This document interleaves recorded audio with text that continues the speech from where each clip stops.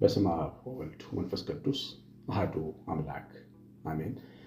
የተባረካችሁ እግዚአብሔር ልጆች ብሩካን፣ እግዚአብሔር የሚወዳችሁ መንፈስ ቅዱስ የሚቀድሳችሁ ከሰማያት ወርዶ መድኃኒታችን ክርስቶስ ዕዳ የከፈለላችሁ መስቀል ላይ ተሰቅሎ ያዳናችሁ እግዚአብሔር ልጆች ተብላችሁ ትጠሩ ዘንድ አብ እንዲህ ያለው ፍቅር የሰጣችሁላችሁ ብሩካን እንደምን ቆያችሁ? ሁሉን የሚችል አምላክ ጌታ መድኃኒታችን ኢየሱስ ክርስቶስ ከሰማያዊ አባቱ ከአብ ሕያው ከሚሆን ከመንፈስ ቅዱስ ጋር በአንድነት በሦስትነቱ ተወደደ ተመሰገነ ይሁን።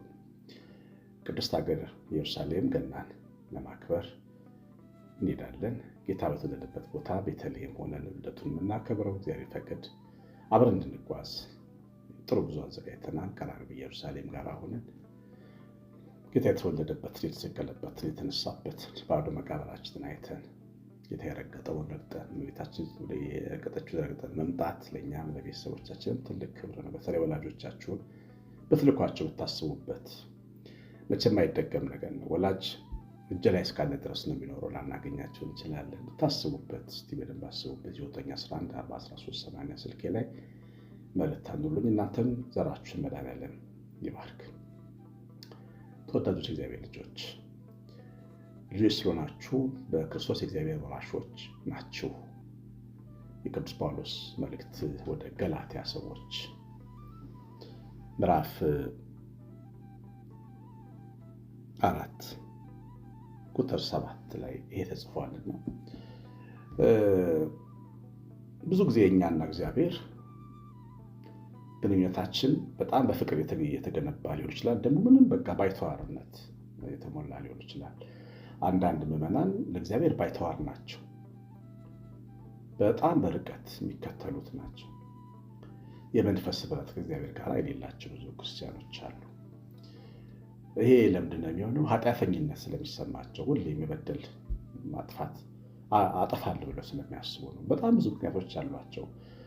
ሰሞኑን አንድ ማህበር ተጋብዤ ሄጄ ማህበሩ ላይ እናቶችን በዚህ ጉዳይ ላይ እያገለግልኳቸው ነበር። ወዴት ነው የምትሄዱት? ወደ ገነት ነው ወይስ ደግሞ ወደዛኛው ወደ ጨለማው ነው ከሞት በኋላ ብዬ ጠይቄያቸው ነበርና አንደኛዋ ደግ እናት ወደ ሲኦል መሄድ ይመስለኛል አሉ። ምን ነው ስላቸው የምሰራበት ቦታ ብዙ ድሆች ይመጣሉ። ድሆችን ለመርዳት በጣም እሞክራለሁ፣ ግን አንዳንድ አቅም ያጥረኝና ሳረዳቸው ይሄዳሉ ተቸግረውና ያንን እያየሁ ኃጢአተኝነት ይሰማኛል ብለዋል። እኚህ ሴት አቅማቸው በላይ ሆኖ ስላልረዱ ኃጢአተኛ እንደሆኑ ስለሚሰማቸው ሲኦል የሚገቡ ይመስላቸዋል። ስለዚህ ወደ ሲኦል የምንሄድበት ወይም ወደዛኛው ወደ ጨለማው ከእግዚአብሔር ተጥለን የምንቆረጥበት ምክንያት ሞራዝም ብሎ ይታየናል። ከእግዚአብሔር እቅፍ ለመግባታችን ወደ ደረቱ ለመጠጋታችን እርግጠኝነት ይጎለናል። ይሄ ደግሞ ወንጌል ስላልሰማን የእግዚአብሔር ቃል ስላልሰማን የመጣብን ነገር ነው። ወጣት እያለው ሰንበት ትምህርት ተማሪ እያለሁ ብዙ የእግዚአብሔር ቃል ወንጌል ሳልማር ግን እግዚአብሔርን የምወድበት ጊዜ ነበርና ቤታችን 4 ልጆች ነን ያለነው። ታላቅ እህታችን ማንጎ ትባላለች። ድንገት ታመመችና ከቤቱ ቀድማ ሄደች ማለት ነው ወደ እግዚአብሔር። እኔና አባቴ ከፍተኛ ሐዘን አገኘ። እኛ ወንዶች ስለማናለቅስ በልባችን ሐዘን ለመሸከም ቅርብ ነን እና ምሁር ተጎዳ። የኔ አባት በጣም ተጎዳ። እሷን በጣም ይወድ ነበር። ብዙ ጊዜ ከእሷ ጋር እሱ ለስራ ሲንቀሳቀስ አብራው ትሄድ ነበር፣ ታገለግለው ነበር፣ ጓደኛዋ ነበረች እና እኔም ሐዘኔ መሸከም አልቻልኩም በቃ እና ጸሎት ጸለይኩኝ። አዲስ አበባ ነበር የምኖረው። ወደ እግዚአብሔር ጸለይኩ። መሸከም አልቻልኩም። እባክህ ጌታ ይሄን ሐዘኔን ብያለሁ እና የማዝንባቸው ብዙ ምክንያቶች አሉኝ። የእህቴ ማረፍ ብቻ አይደለም ያሳዘነኝ፣ እዛኛው ሰማይ ላይ በሜትሆን ሲኦል ገብታብኝ ቢሆንስ እህቴ እያልኩም ነበር የምጨነቀው እውነት ለመናገር። እና አንድ ቀን ህልም አየሁ። ብዙ ህልመኛ ሰው አይደለሁም፣ ግን ህልም አየሁኝ እና እህቴ ፍርድ ቤት ውስጥ ሰልፍ ተሰልፋ ማያት። ምን ያክሽ ነው ስላት፣ አይ ሰልፍ ላይ ነን፣ ፍትህ ችሎት እየገባን ነው አለች። በቃ ጠብቃችኋለሁ፣ እኔ ከውጭ ቆሜ ጠብቃችኋለሁ። ትንሽ ደቂቃ በኋላ በሩ በኃይል ይከፈትና ታስታውሳለህ? ትምህርት ቤት ውስጥ ውለን ስንለቀቅ ተማሪዎች የምንወጣበትን ድምፅ የጮህን የምንወጣው በጣም በደስታ እየዘለሉ በሩን ከፍተው በደስታ እየዘለሉ ልክ እንደዛ ትምህርት ቤቱ ተማሪዎች እየጮሁ ወጡ። እናቴን ስትጮህ አገኘኋት በደስታና ምንድን ነው ስላት ነፃ ናችሁ ተብለናል አለች። ምንም ነገር የለባችሁም ተብለናል። ደነገጥኩኝ። ተነሳሁ። ከእንቅልፌ እኩለ ሌሊት የተነሳሁት መሬት ላይ ወድቄ ሰግጄ እግዚአብሔርን አመሰገንኩ። ወንጌል ሰበከልኝ። በዛ ዕድሜ በህልሜ እግዚአብሔር ይገርማቸዋል። የእግዚአብሔር ልጆች እንደማይበሉ ተማርኩ። እህቴን እሳት እንዳበላት ተማርኩ። ሄጄ ለአባቴ ነገርኩት። አባቴ ስነግረው ወደ ቦታው ሲመለስ አየሁት። ሰውነቱ ሲመለስ ማለት ነው። እግዚአብሔር እንግዲህ ይወላችሁ እንኳን ቆመን ተኝተን ነው ወንጌል የሚሰብከን ፍቅሩን የሚነግረን። እኛ ከሞት በኋላ ተስፋ ያለን ሰዎች፣ ከሞት በኋላ ተስፋ ባይኖረን ለምንድን ነው የምንጾመው? ለምንድን ነው የምንጸልየው? ለምንድን ነው የመስቀል ተሸክመን የምንዞረው? ለምን ክርስቶስ ሞተ ታዲያ? ከሞት በኋላ ዝም ብለን መሄጃ ያጣን ብንሆን ለምንድን ነው ክርስቲያኖች የተባልነው? የጌታ ደም ታዲያ ምን ዋጋ አለው? ከጊደሮችና ከጥጆች ደም በምን ተሻለ ታዲያ? እኛን ካላዳነ መድኃኔዓለም ለምን ተባለ? ራቁቱን ለምን ተሰቀለ? እኛ ካልዳን፣ እኛ ካልወረስን፣ እኛ ቤቱ ክፉ ካልገባን። እስቲ ንገሩኝ የእግዚአብሔር ልጆች፣ የእግዚአብሔር ልጆች ትባሉ ዘንድ አብ እንዴት ያለውን ፍቅር እንደሰጣችሁ እዩ። አንደኛ ዮሐንስ ምዕራፍ 3:1 እዩ። እንዲሁ ነን፣ የእግዚአብሔር ልጆች ነን። ልጅ ከሆንን ደግሞ ወራሽ ነን። ማንኛውም ልጅ ቤቱን የአባትነቱን ቤት የሚወርሰው ልጅ ነው። በምንም ሂሳብ የአጎት ልጅ አይወርስም፣ ሌላ ሰው አይወርስም፣ ሰራተኛ አይወርስም። የሚወርሰው ልጅ ነው። ታውቃላችሁ መቼም በምድር ስርዓት እኛ ክፉዎች እንኳን የወለድናቸው ንብረታችንን የምናወርሰው። ይሄ ሕግ ይቀየራል በሰማይ። እናንተ ክፉዎች ሳላችሁ ለልጆቻችሁ ዓሣ ቢለምኑ እባብ፣ ዳቦ ቢለምኑ ድንጋይ ትሰጣላችሁ ብሎ ይጠይቃል። እኔም ልጠይቃችሁ ከጌታ ጋር ይህን ጥያቄ፣ እናንተ ለልጆቻችሁ ዳቦ ሲለምናችሁ ድንጋይ ትሰጣላችሁ? ዓሣ ቢለምኗችሁ እባብ ትሰጣላችሁ? አትሰጡም። እኛ እንኳን ክፉዎች እንዲህ ከሆንን የሰማዩ አባት ምን ያህል ቸር ነው ይለናል ጌታ ኢየሱስ ክርስቶስ። መቼ ነው እግዚአብሔር ቸርነት የምናምነው? መቼ ነው ስለ እግዚአብሔር ቸርነት እውቅና የምንሰጠው? መቼ ነው እግዚአብሔር ቸርነቱን አምነን የምናከብረው? ልጆች ስለሆናችሁ ወራሾች ናችሁ ነው የሚለው ወንጌል። የምናምነው ወንጌልን ነው ወይስ ስሜታችንን ነው? አለማወቃችንን ነው? ድንቁርናችንን ነው ወይስ እውነትን ነው የምናምነው? ማንኛውም ልጅ ይወላችሁ በአባቱ ቤት ያለው መብት አለ። ልጆች ስለሆነ ቅድም ስንጸልይ አቡነ ዘበሰማያት ብለን ጸልየን፣ አባታችን ሆይ ብለን ጸልየን። ታዲያ አባታችን የእንጀራ አባት ነው? የውሸት አባት ነው? እግዚአብሔር በውሸት አባት ሊባል ይችላል? በውሸት ይከብራል? ይህ ሁሉ ሕዝብ አባት ይለዋል በውሸት? እግዚአብሔር አባታችን የሆነው ክርስቶስ መስቀል ላይ በመሰቀሉ ምክንያት ነው። ባለ ዕዳዎቹ በክርስቶስ ደም ዕዳ ተከፍሎላቸው ልጆች ሆነን ነው። ያልተከፈለላቸው አይወርድም አይወለድም ያሉ እነሱ ባሮች ናቸው። እነሱ አባት አይሉ። ከክርስቲያኖች ውጭ አባታችን ብሎ የሚጸልዩ ሰዎች የሉ። በክርስቶስ ሞት ያላመነ አባታችን ብሎ ሊጸልይ አይችልም። የክርስቶስ ሞት በደሉን ያቀለለት ሕዝብ ነው አባታችን ብሎ የሚጸልዩ። ይሄ ሕዝብ ደግሞ እኛ ነን። ዋጋ የተከፈለልን ሕዝብ ነን። ቤተክርስቲያን ዕለት ዕለት አሐዱ አብ ብላ የምትቀድሰው ቅዳሴ እኮ በፈሰሰው ደም በክርስቶስ ደም ፊት ቆማሉ። ያ ደም የተከፈለለት ሕዝብ መሆናችንን የሚነግረን ደም ነው። ያ ደም ነው ልጆች ያደረገን። ዋጋ መክፈል መስቀል ላይ የተከፈለልን ነው። ያ የልጅነት መብት ደግሞ ከሙሉ ክብሩ ጋር የሚሰጥ ወራሽ ከመሆን ጋር፣ በእግዚአብሔር ከመጠበቅ ጋር፣ በመለኮት ለእኛ ጥንቃቄ ከማድረግ ጋር፣ ከፍቅር ጋር፣ በስሙ ከመጠራት ጋር፣ ስናጠፋም ከመቀጣት ጋር ነው አባትነት ለእኛ የተሰጠ። ስለዚህ እግዚአብሔር ልጆች የእግዚአብሔር ወራሾች መሆናችንን ቅዱስ ጳውሎስ ይነግረናል። ይህን ገላትያ መጽሐፍ ምዕራፍ 4 በደንብ ብታነቡት ደስ ይለኛል። ላንብብላችሁ። ነገር ግን እላለሁ ወራሹ ሕፃን ሆኖ ባለበት ዘመን ሁሉ ምንም የሁሉ ጌታ ቢሆን ከቶ ከባሪያ አይለይም። ነገር ግን አባቱ እስከቀጠረበት ቀን ድረስ ከጠባቂዎቹ ከመጋቢዎቹ በታች ነው። እንዲሁ እኛ ደግሞ ሕፃናት ሳለን ከዓለም መጀመሪያ በታች ተገዝተን ባሪያዎች ነበር።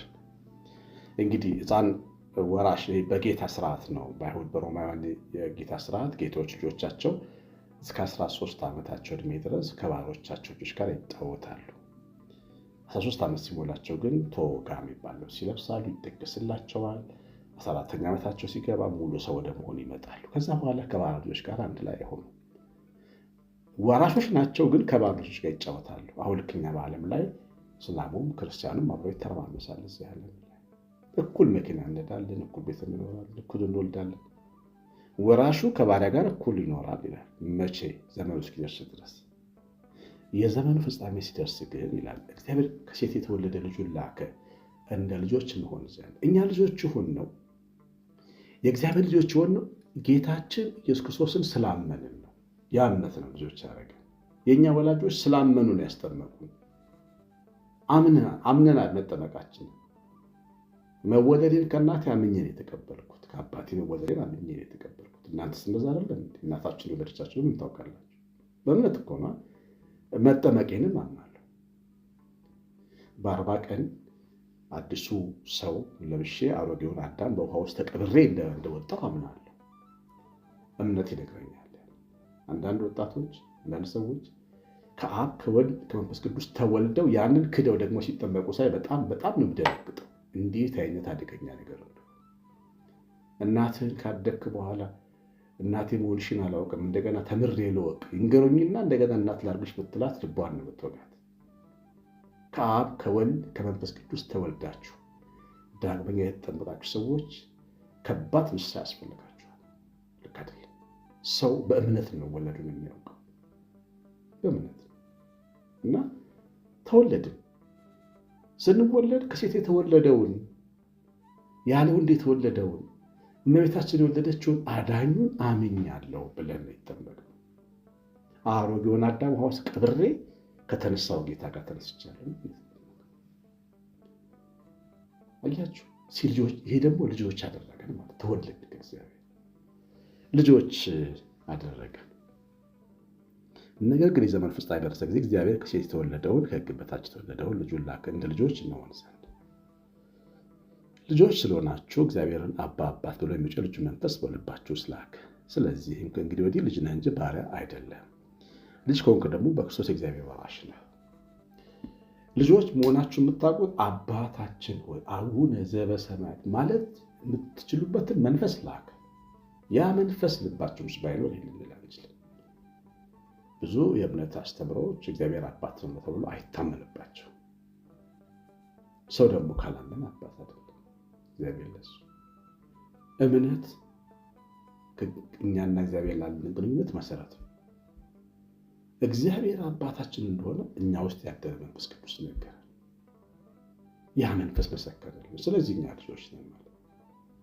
ልጆች ደግሞ ከሆንን በክርስቶስ አማካኝነት ጌታችንን በማመናችን ምክንያት እሱ ለኛ በመሞቱ ምክንያት የእግዚአብሔር ወራሾች ነን፣ የዘላለም ቤት ባለቤቶች ነን። እኛ ሰማይ ላይ ቅዱስ አባት እግዚአብሔር አለን። የተቀደሰች እናት እመቤታችን አለች። የተቀደሱ ቤተሰቦች አሉ፣ የሚወዱን የሚሳሱልን፣ በእኛ መመለስ በሰማይ ደስታ የሚያደርጉ ቅዱሳን መላእክት አሉ። የእኛን መንፈስ ያገለገሉ ቅዱሳን በሰማይ ያሉ አሉ፣ እጅግ የሚወዱ። ሰማይ የኛ ቤት ነው።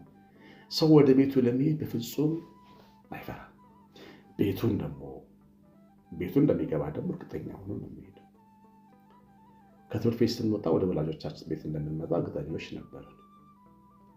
ከውጭ ሀገር ስንመጣ ወደ ሀገራችን ወደ ኢትዮጵያና ወደ እናታችን ቤት እንደምንመጣ እናውቃለን፣ እርግጠኞች ነበር። ከዚህ ወደ ሰማይ ስንሄድ እርግጠኞች የማንሆነው ለምንድን ነው? ክፉ ልብ ስላለን ነው። እኛ የከፈትነውን በር እግዚአብሔር አይዘጋም። ይህን እወቁ። እኛ ለልጆቻችን የከፈትነውን ደጅ የእግዚአብሔር ልጆች በመሆናችን ከፍ ብለን እናስባለን። ልጅ ሲያድግ በተለይ ከፍ ብሎ ያስባል። ከዚህ ቀደም ነገራቸዋለሁ። እናቴ ልሰርቅ ነበር በልጅነቴ። ካደኩኝ በኋላ ግን ለእናቴ ቤት ሰርቼላታለሁ።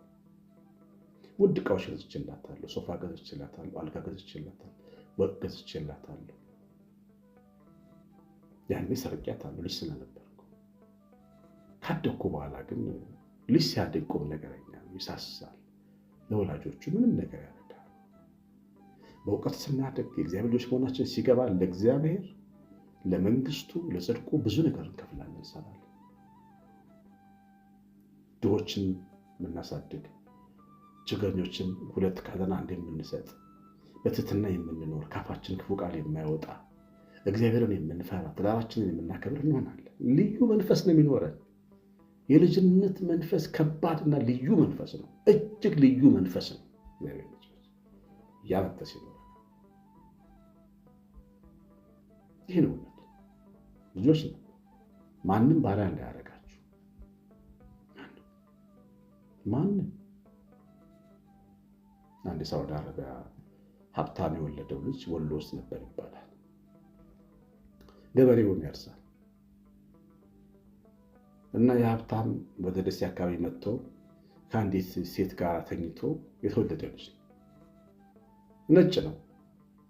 ሰው አቢዩዝ እያደረገው በመልኩ በከለሩ ገበሬ ሆኖ ይኖራል። የገበሬው ሰው ልብስ ለብሶ። አንድ ቀን ግን አባትየው አገኘው። ይገርማቸው። አባትየው የናጠጠ ሀብታም ሚሊዮነር ነው ሳውዲ አረቢያ ውስጥ። እሱ ግን ገበሬ ነው። ቀኑ ሲደርስ ግን ልብሱን ለውጥ ወጣ ወደ አባቱ። እኛ እንደዚህ ነው። አናውቀውም። ህሊናችን ያለ ስፍራው ላይ የተቀመጠው የሚያስበውና እኛ የሆነው የተለያየ ነው። ትልቅ አባት አለን ሰማይ ላይ፣ ትልቅ እናት ቤታችን አለች፣ ቤተሰባችን ሰማይ ላይ አለ። ተስፋ ያለው ህዝብ ነን። መሰላል የተዘረጋለት ህዝብ ነን። ጌታ ለናትናኤል የተናገረውን አልሰማችሁም? ናትናኤል መሰላል ተዘርግቶ መላእክት ሲወርዱ ታያለህ አለ። በፊት መሰላል ይዘረጋልሃል፣ እንኳን ወደ እኔ መጣህ።